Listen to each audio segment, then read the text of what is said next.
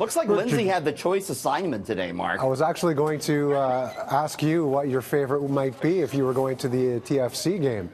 Corn dog, grilled cheese, poutine. I'm a sucker for a good corn dog, if that's a good one. Sign me up, Mark. We shall see. You and I should have went and did that story, though. I'm very upset. I'm going to lodge a complaint with the boss. Lindsay's got all the best gigs. She does. She really does. All right. Well, we have got something to talk about in terms of something we all do. Experts say it's contributing to the spread of the coronavirus, though.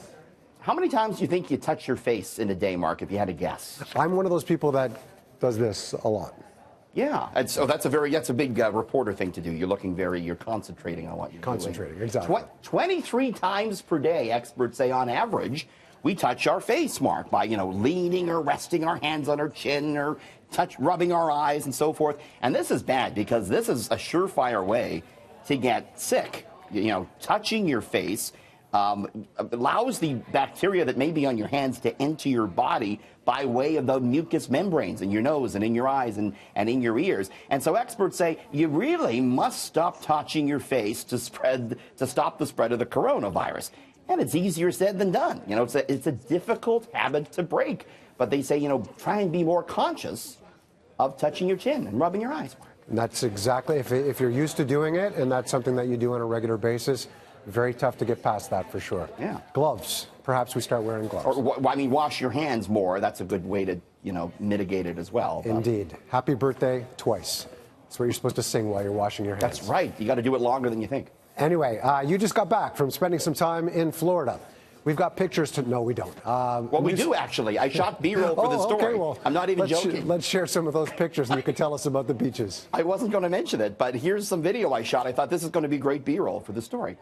Forget about the feeling of sand between your toes, Mark. A new study finds half of the world's beaches could disappear by the end of the century. And this is owing to climate change, which the study says poses an existential threat to sandy beaches like this one that I was on last week.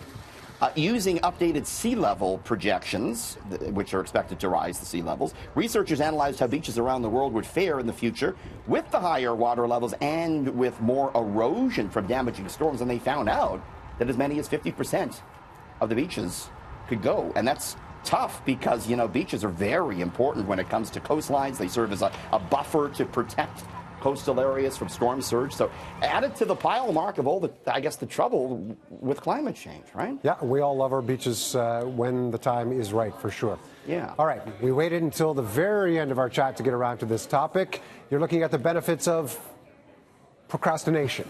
You're a procrastinator, Mark? Yeah, you could say there are times, but in our business, obviously, we have very tight deadlines, so it's impossible to do so in our business. I'm a procrastinator. I think it's a good business for that because it's kind of like a do or die thing. It kind of forces you to get to work eventually. Yep.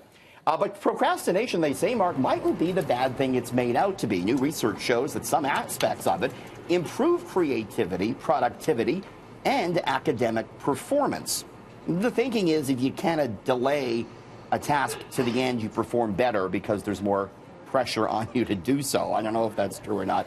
But they say people can be more successful and happier when they manage that delay. And historically, procrastination has been regarded not as a bad thing. The Greeks and the Romans, they said, generally regarded procrastination very highly. They basically sort of sit around, think about things, not really do anything until they absolutely had to. So maybe we got it all backwards, Mark. Go ahead and procrastinate. Similarly, that's what we were talking about. Tight deadlines. Leave it to the last second. Get it through as quickly as you can. Absolutely. Have a great night, Richard. See you tomorrow.